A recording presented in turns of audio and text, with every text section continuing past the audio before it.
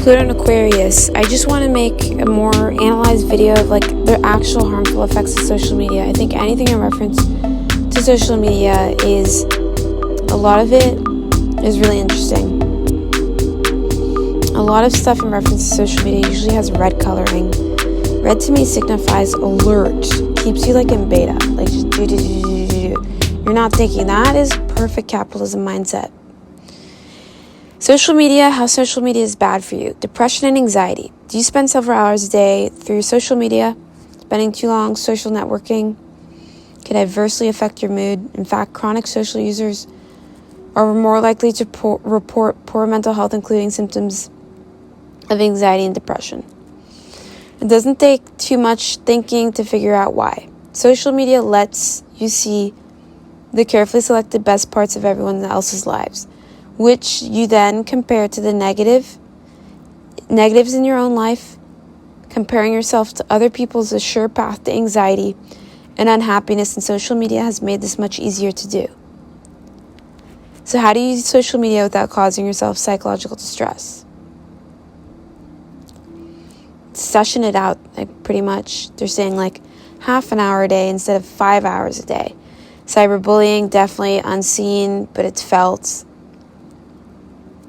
Kanye West is a person who definitely is a cyberbully. I mean, he's a lot more than that. Yes, FOMO, fear of missing out on things that have already happened, creating chaos and illusion of time. And also heightened marketing of irrelevance. Unrealistic expectations, yes. Hyper-masculine on Instagram. This makes it very difficult for people to really see themselves clearly as a vessel of life rather than just these like walking, spirits. Like, you're a vessel of life. Like, you need to remember that your body is life. It's not to be questioned, examined, or judged. So we can just stop that. Unrealistic expectations on a huge level. And they're saying, there's a bunch of editing in these apps. Who even knows if these hyper-masculine guys with these abs, they're even real? It seems like they're all, editing them on some kind of app. Negative body image. Sure. I see this more on YouTube and more on people being like, I look so bad on YouTube when they have 10 layers of makeup, not just makeup, expensive MAC foundation, saying, I look so bad. No, you look beautiful. And I've always felt that, and it's been a really complicated issue for me. So I kind of stopped watching vlogs unless you're like really smart. I feel like vlogs, people are just like, I look really bad, I'm going to the gym, I still look bad, I put makeup on, and then when I look good, I get extremely drunk. So it's just really interesting, the psychology of that. Unhealthy sleeping patterns, of course. Because, they're saying the social media algorithm.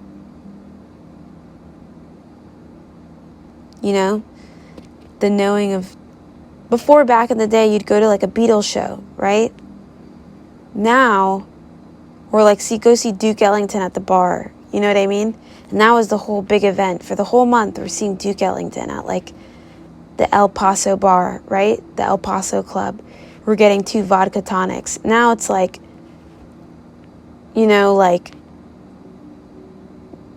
entertainment is posted on these stories with these colorful gradients, with these circles. It's the 4D stratosphere. So it's like, and it's multitudes of it, especially on medias like Instagram, where you can't control the algorithm. And Instagram has been changing it up for so long, and they've constantly playing up with the algorithm, constantly playing up with. Before, on Instagram, when it first started, you could only watch things from the past and people that you followed. Now they're posting things from the future. They're posting things from the past. They're posting people you don't follow. They're posting ads. I mean, it is a lot of things that you didn't sign up for, that because they're constantly changing it. Whereas Facebook is more fixed, right? So there's a sense of responsibility. With Instagram, there's less responsibility. It's just kind of chaotic. Now they're saying it's a general addiction. Sure, I could see how some people have a general addiction, but I also think it's something you can get out of. It's not like it's a hardcore drug. It's definitely something you can train yourself to get out of. I really believe that. And they're saying the conclusion is we've discussed some of the negative impacts of social media has for many, but you've done the most to decide whether there's more help for harm for you personally. True. I think a lot of people who have fun on social media use it as like literally a job, and that's how I'll conclude it.